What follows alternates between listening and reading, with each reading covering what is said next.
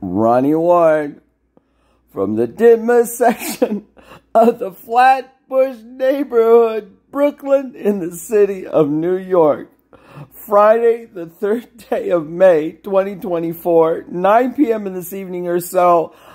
I love abc.news.net.au out of Australia. I love this guy right here. I love this story. I can't say any more than that.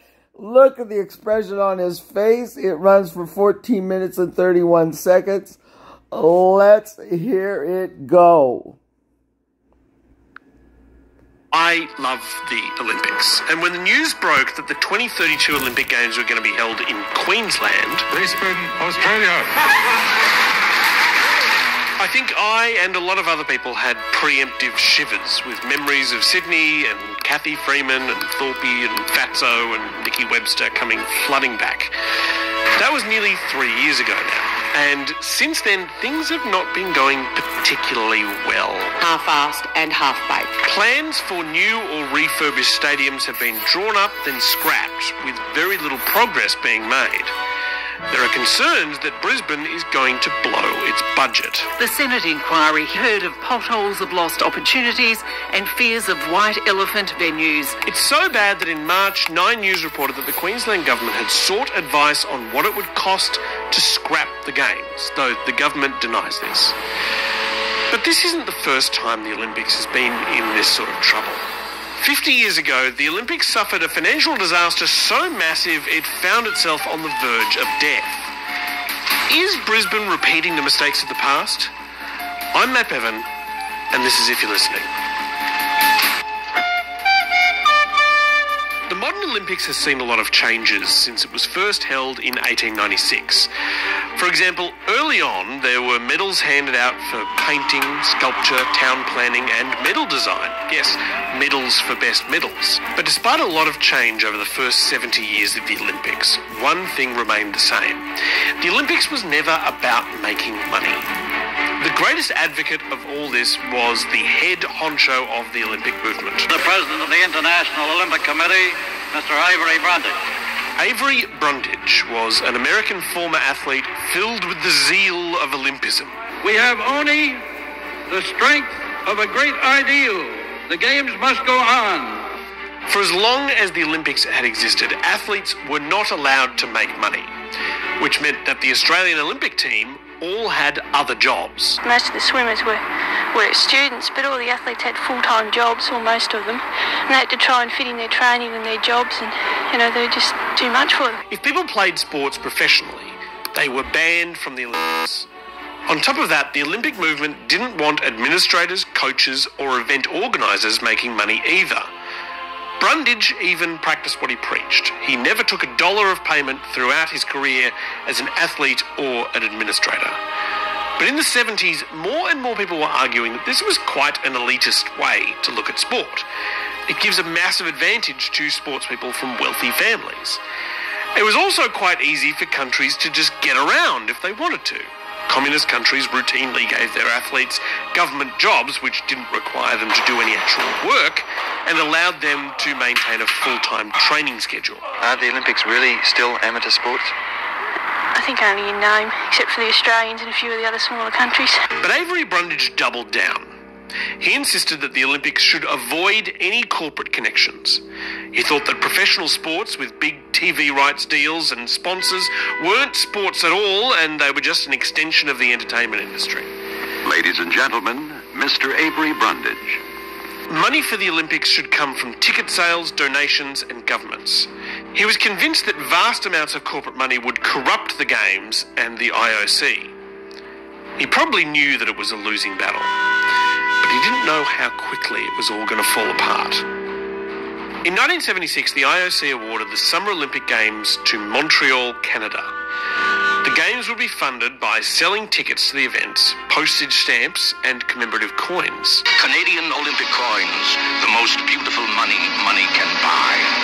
Montreal thought that sounded great, but at the time, Montreal thought everything sounded great, even this song. Hey friend, come on over. How'd you like to see wide open spaces? Hey friend, Montreal was on a bit of a rebranding kick at the time, and this song is emblematic of the vibe that the city wanted to project to the rest of the world. Hey friend, come on over.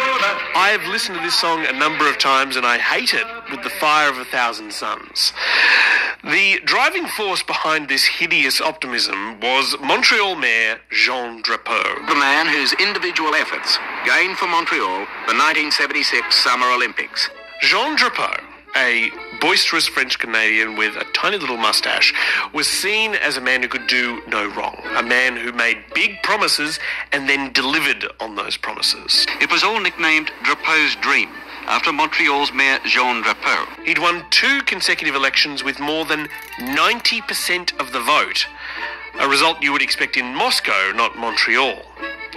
Drapeau hired the famous Parisian architect Roger Talibert to design the centrepiece of the Olympic Park. 3 venues so close to each other they are in fact touching.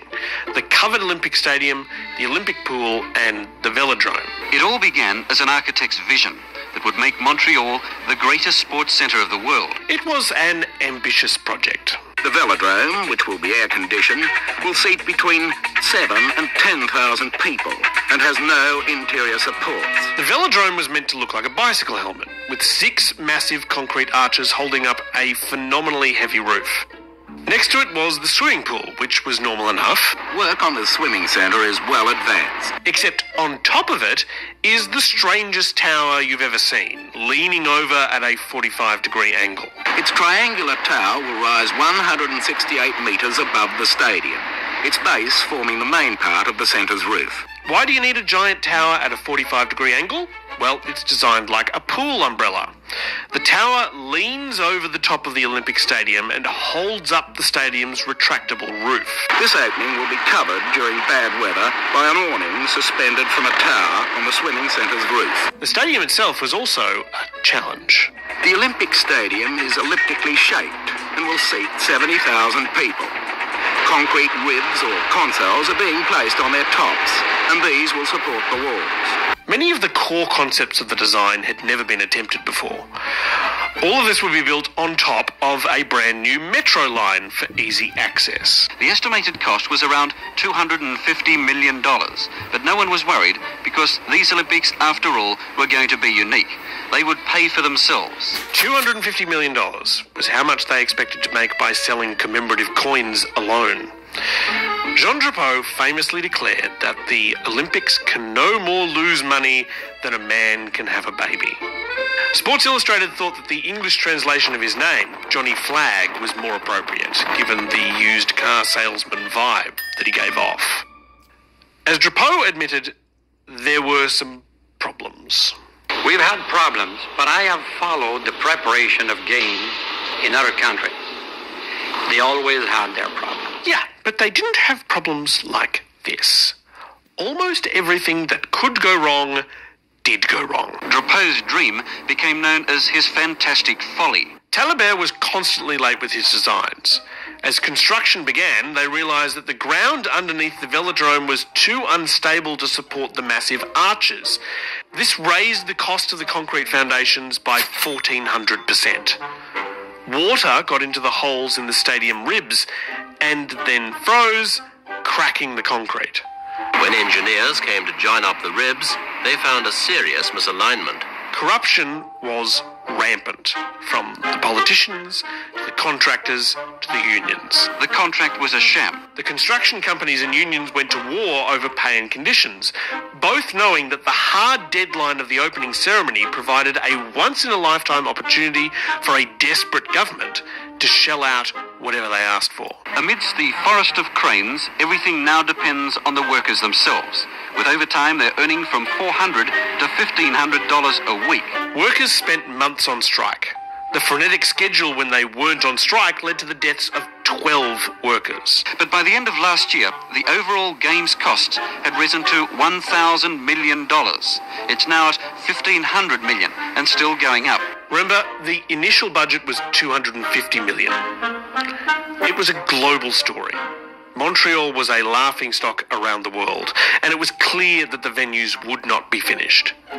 There were real concerns that the games would have to be cancelled. And if the planners in Montreal are now getting cold shivers down their backs, it's not entirely due to the winter weather. Eventually, the Quebec provincial government stepped in, took the job out of Johnny Flagg's hands, and started trying to fix the situation with fascinating doublespeak like this. The stadium will be ready. I have not indicated that it will be complete, but it will be sufficiently ready for the holding of the games. We shall complete it afterwards. Ready, but not complete. This could describe every project I've ever worked on. The opening ceremony was held in a venue that was still under construction. The tower meant to hold the retractable roof wasn't even half finished. Canada became the first country to fail to win a single gold medal at a games they hosted. The cost of the games was 13 times more than budgeted for. It wasn't supposed to cost the Canadian taxpayers a penny, but it's become the biggest public works program in Canadian history. Montreal was still paying off the debt via a tax on cigarette sales 30 years later. IOC President Avery Brundage wasn't there to see the games. He died in 1975, leaving behind his wife, a German princess 48 years his junior, and 2 secret sons in Finland. But his death and the financial disaster in Montreal spelled the end of the Olympics as he had imagined them. The Games needed a total revamp. Brundage's greatest fear of the Olympics becoming part of the entertainment industry became reality. For the 1984 Games, the only bidder was Los Angeles, home of Hollywood. It was the 80s. It was America.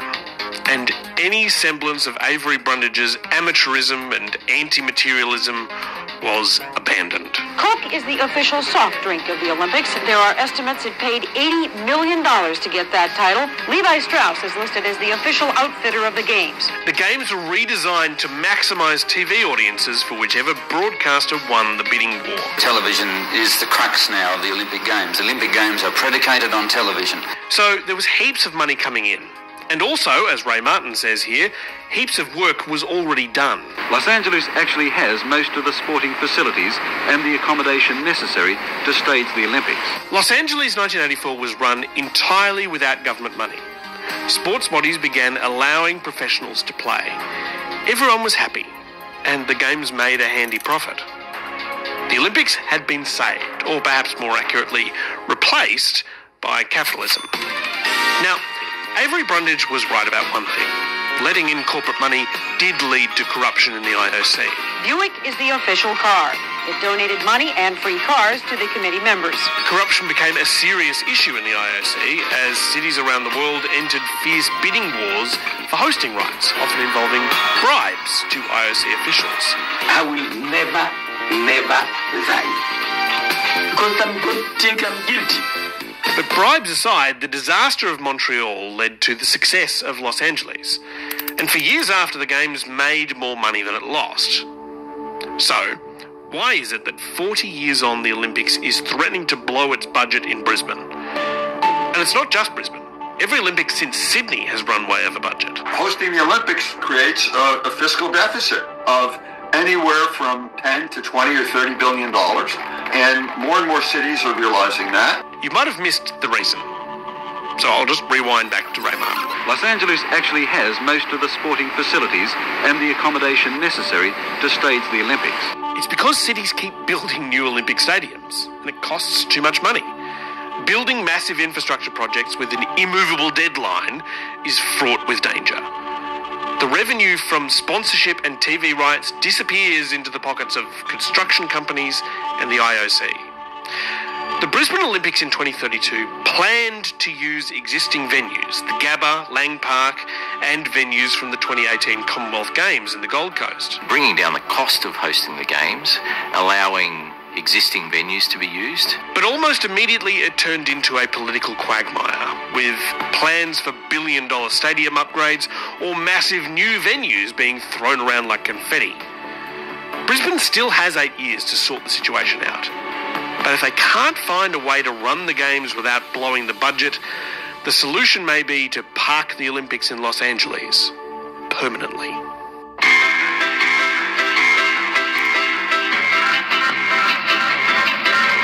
Hey friend, say friend, come on over. How'd you like to see wide open spaces?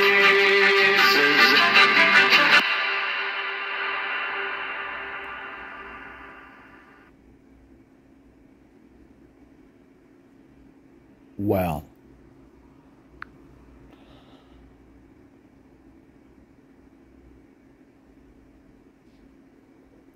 I don't know what to say except thank you,